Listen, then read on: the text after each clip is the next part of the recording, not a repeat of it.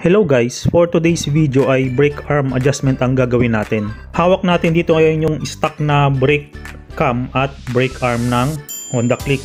Alam naman nating madaling masagad yung kanyang adjustment sa brake arm. Once na naisagad mo yung adjustment dito or yung pinipihit dito, need mo na magpalit ng brake shoe kasi hindi mo na mai-adjust to gaya sa ibang motor or scooter. Pansinin nyo yung isang groove or spline ay mas malaki kumpara sa iba. Kaya fixed or non-adjustable yung kanyang position pag kinabit. Kalimitan less than 2mm yung kapal ng brake material bago ako magpalit ng brake shoe sa mga naging unit ko dati. Itong stock ni Click ngayon ay nasa 3mm pa pero sagad na yung kanyang adjustment. So ang gagawin natin ngayon ay itatapat natin yung malaking spline sa iba. Bale pupwersahin natin tong brake cam papasok ng brake arm.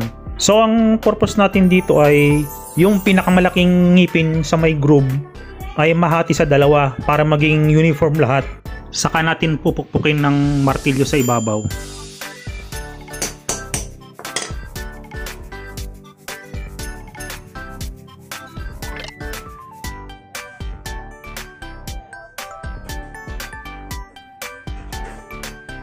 Gagamitin natin itong nut bilang spacer para may tagos natin yung brake cam sa brake arm.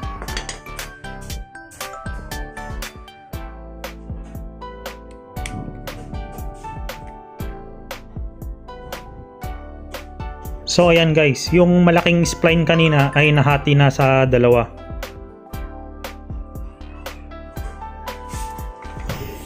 So ayan guys, yung resulta ng ating activity.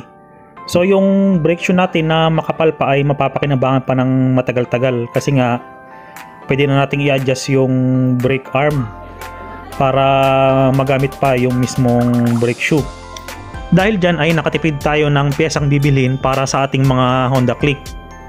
So mapapakinabangan pa natin yung ating stock. Bale kasama nga pala ito sa ating activity na PMS sa ating panglikod na preno.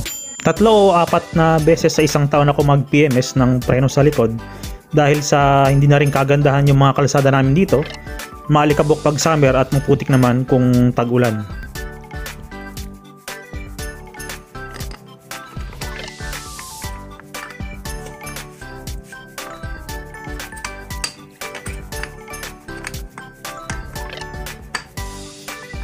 So ayan guys, naikasa nating lahat na.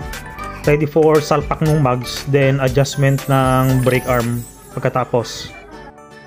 Para sa mga susunod nating mga videos, don't forget to like, share, and subscribe. Hanggang sa muli!